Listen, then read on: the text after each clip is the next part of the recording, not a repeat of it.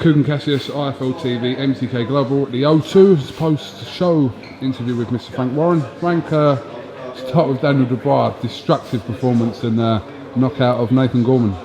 It was well, I don't think it gets any better than that as far as for heavyweights concerned.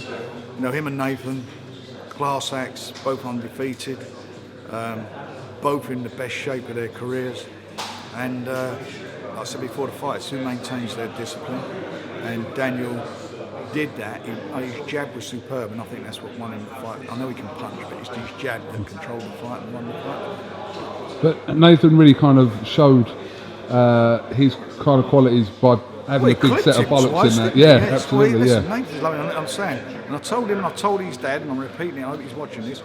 You know, he's with us. We're not going to let him go, and we're making, we're bringing back with a fight. It's not the end of all his career. It's not like he's all washed up. He certainly isn't, and he's in with a guy who, in my opinion, is the best young heavyweight that I've seen come out of this country since I've been involved in boxing. What is the next step for Daniel Dubois now? Is it a potential fight there with Joyce, obviously, who beat Bryant Jennings tonight? Well, he's beaten Jennings, which I knew was going to be a tough. So I knew it would be a tough fight, didn't I? So, I knew that was going to be a tough fight because of the styles, and it's a step up for a guy who's only had nine professional fights. Having said, and he's got lots of work on himself. He got clipped quite a few times, but he's got the winner of Char and I can't remember his bloody name now. The American Trevor Bryan. Yeah. I think it's him. Yeah. So he's got the winner of that for that title. So I don't think he's going to give that position up. He did. Otherwise, we'd have put the British title fight on tonight between him and Joyce. With Daniel. But I mean, you didn't really want the fight, obviously, before, and you said this, but now it's happened, and we have kind of Daniel Dubois going, and Nathan obviously will come back. But do you how do you see that situation now? It's actually happened. Well, look, once it was done, you can't change it. It was on, and that's it. And it's been great for Daniel. He's put himself in a fantastic position. And as I said, telling the guys, whoever wins this fight, you're going to probably have another 2 or 3 fights, and you'll probably wind up being ranked number 1 by one in the organisation. So you're going to be a mandatory challenger to whatever happens between down the road between Tyson and Deontay and AJ and Ruiz.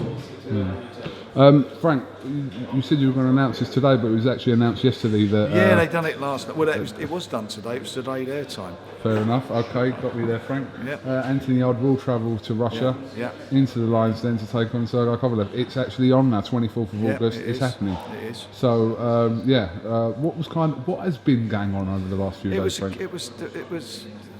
I don't want to sort of. I don't want to go into the detail. There was nothing from our end. There was a few things that they needed to sort out, but they sorted them out. And the focus was on in making sure this fight happens. That's what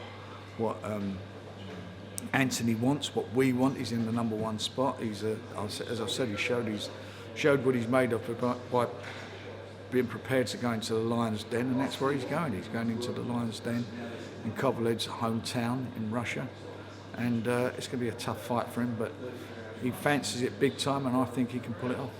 Will you have anyone else from your stable fighting out in Russia on this card? Maybe, I don't know yet. We're working on it. Can you make any comment on the drug testing regarding this fight either, Frank? They're both enrolled in VADA, that's part of the contract, and they will both have regular tests. So you've got no concerns there whatsoever regarding that? They're being tested regularly, and that'll be for the next, what was it? It's about 6-7 weeks away. So it is what it is. They're enrolled and they're going to have to go through it. Did you get kind of any more information regarding the rumours regarding the Canelo fight, etc.? What happened? Well, they were trying to make it. Of course, they were trying to. Like I said, no one can make anything to fight for the WBO title because at the end of the day, Anthony Yarde is the number 1 mandatory challenger. So they can talk till the cows come home. But at the end of the day, it has to be down to Anthony. And even if they did manage to even make the fight now, they'd have to come to us, and we'd all have to sit down, Tundi, myself, and obviously most importantly Anthony, to decide what he wants to do. But I mean, what a statement he'll make if he goes to... Sorry, mate? What a statement he'll make if he goes to Russia. Well, I think he's made a statement by going there. Absolutely, I mean, it's not like going to the States or going to... If you're going to Russia,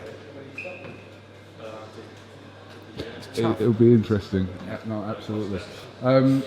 Frank, obviously Tyson Fury was here tonight. Yeah. Frank Bruno was here tonight. David Hay was here tonight. It's a heavyweight, whatever, tonight. But has any more developments happened in the last few days regarding Tyson Fury's next moves? No, he's very, he's driven me mad tonight, saying, when he wants his date confirmed, and it's got to be confirmed very quickly because he's got itchy hands and itchy feet, and he wants to. Which is understandable, I suppose. He wants a date. Yeah, he's got. He wants to get into training. It's going to be late September, early October. He needs to be in camp. So, I'm sure all the team will get together and we'll make it work.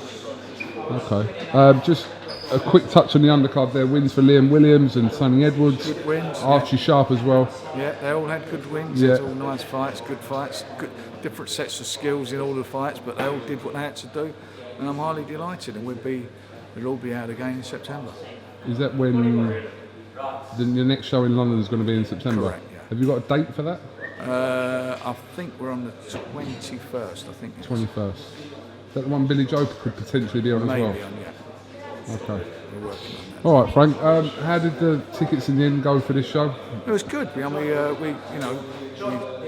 what we set it out for, so we was pleased. Great atmosphere in here, wasn't it? Everybody was happy, and so it was all good. As I said, if we'd done it in 9 months' time, which is what I wanted to do, and people were more aware of who the two guys were, we'd have had. I think we'd have done that in a 20,000 stadium easy, or put it on, what's it called?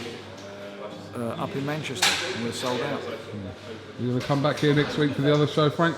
I won't come back here. Well, I mean, I'll watch it probably on TV and watch the guys that I'm. I'll get you a ticket if you want, Frank.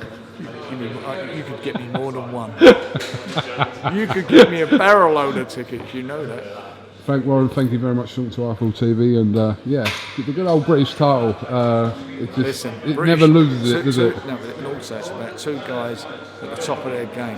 It weren't like a handover job, an old guy fighting a young guy. These are two young heavyweights. In fact, it was the two youngest heavyweights to ever fight for a British heavyweight title.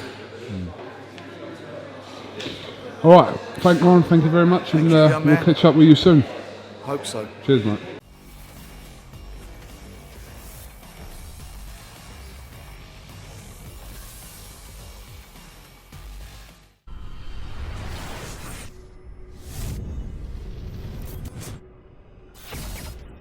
Know what it takes to be reaching the top. We're reaching the top.